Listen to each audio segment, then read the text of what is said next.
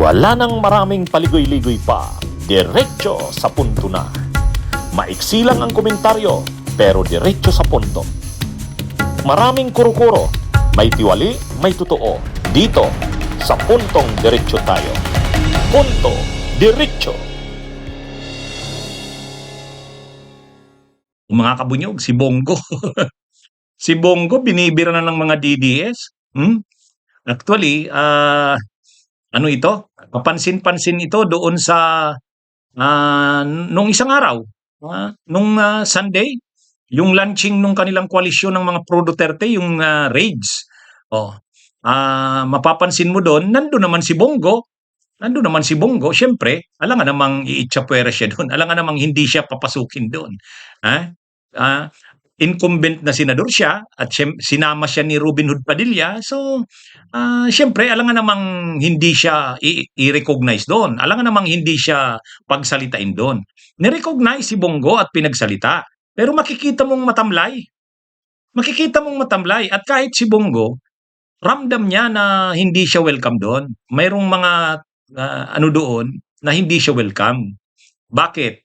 Ay obvious naman kasi nitong nakaraang mga araw na may mga galaw si Bongo na hindi nagugustuhan ng mga ng mga grupo na pro Duterte. Eh syempre ang loyalty ng mga pro Duterte groups nasa mga anak ni Digong. Yung lehitimong anak ni Digong, si Sara, si Baste, si Pulong. Doon ang loyalty ng mga pro Duterte. Si Bongo, alam naman nilang paborito yan ni Digong. Pero pagdating na sa nakakulong si Digong, sino ang dapat na kung hindi makatakbo si Sara Duterte, sino ang dapat na pumalit? Oh, dito malinaw na kaagad. Malinaw na kaagad na may plan B. Malinaw na kaagad na may plan B ang Duterte. At ang plan B nila ay hindi si Bongo, si Baste. Yan yung nakita natin sa doon sa pagtitipo ng mga pro-Duterte groups noong Sunday. Pinakilala si Baste na ito na yung kanilang leader ng lahat ng Duterte groups. At kung si Sara Duterte ay hindi makatakbo, binanggit na mismo. Payagan na ni Mike Defensor. Mayroon silang pangpalit, si Baste Duterte. Yun. Kumbaga doon, tinuldo ka na si Bongo. Tinuldo ka na. Kaya yung mga nagtutulak or kahit si Bongo na nag-aambisyon na kung si Sara ay hindi makatakbo dahil mai-impeach, makukonvict. Pinag-iisipan nga, pinagdududahan nga na si Bongo malamang baka nasa likod ng pag-i-impeach kay Sara. O kapag nakarating sa Senado, baka nga kasama si Bongo sa mag-convict kay Sara. Para pag na-convict si Sara, pipili ng ipampapalit. Doon na yung pagkakataon ni Bongo. Kaya lang, maaga pa, chinek na kaagad yun.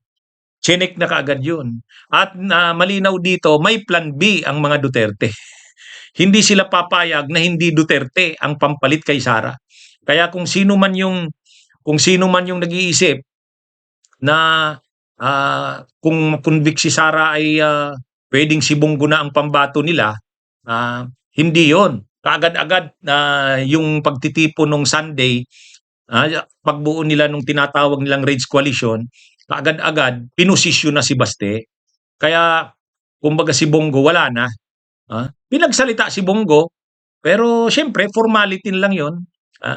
Para naman hindi siya mabastos, pinagsalita siya.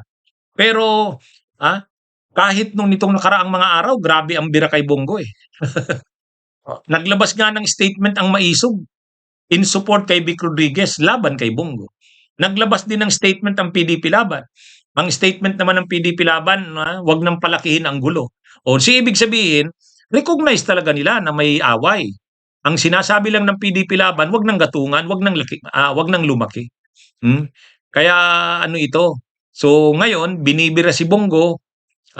Pero hindi naman pumapalag sila Bongo kasi outnumbered sila eh. Kumbaga mas marami pa rin yung supporters nila Baste. Alam naman natin na kahit nung panahon ni Digong, nung presidente si Digong, may away na yan. Si Bongo nandun sa Malacanang kasama nila Hanelet Abansiñan. Sila Sara Duterte, sila Baste, sila Pulong ayaw pumunta doon. Kasi nga mayroon silang conflict nila Bongo at saka Hanelet. Ngayon, nabubuhay na naman yan, yung issue na yan. O kaya si Bongo tinitira ng mga DDS. Pero, kaagad-agad, ha, para yung mga nag-iisip na posibleng si Bongo ang gawin nilang pambato kung hindi makatakbo si Sara, agad-agad, tinuldo ka na yan. Ngayon pa lang, pinosisyonan ng mga Duterte, hindi.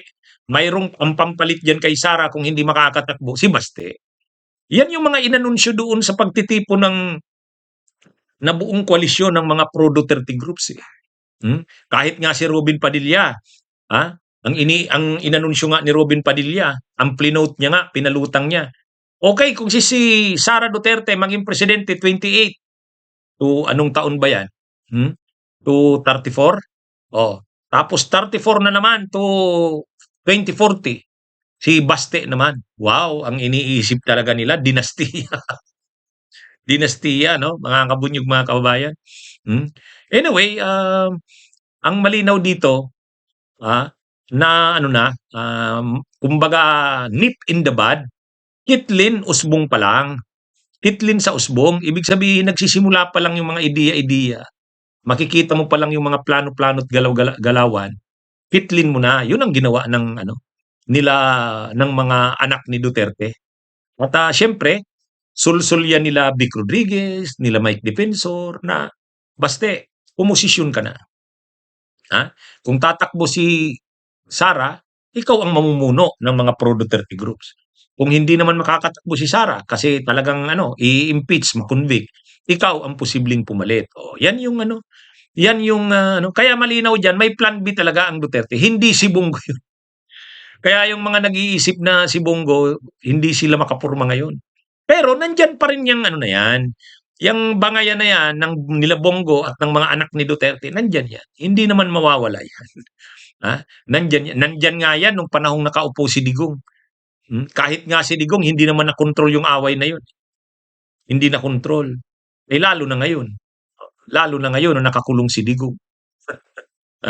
Kaya lang siyempre, ang galaw ng mga supporters ng Duterte, gusto nila ang pangbato pa rin Duterte kung hindi makatakbo si Sara.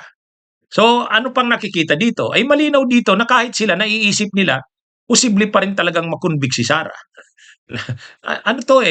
Itong lahat ng galaw nilang to, ibig sabihin nito, alam nilang posibleng makonvict si Sara. Bunyog, bunyog, halikan na kasama ka. Bunyog, kapag buklod ay may pag-asa. Luzon, Visayas, Mindanao, isa ang pananaw. Sa bagong Pilipinas ang bunyog isisigaw. Bunyog.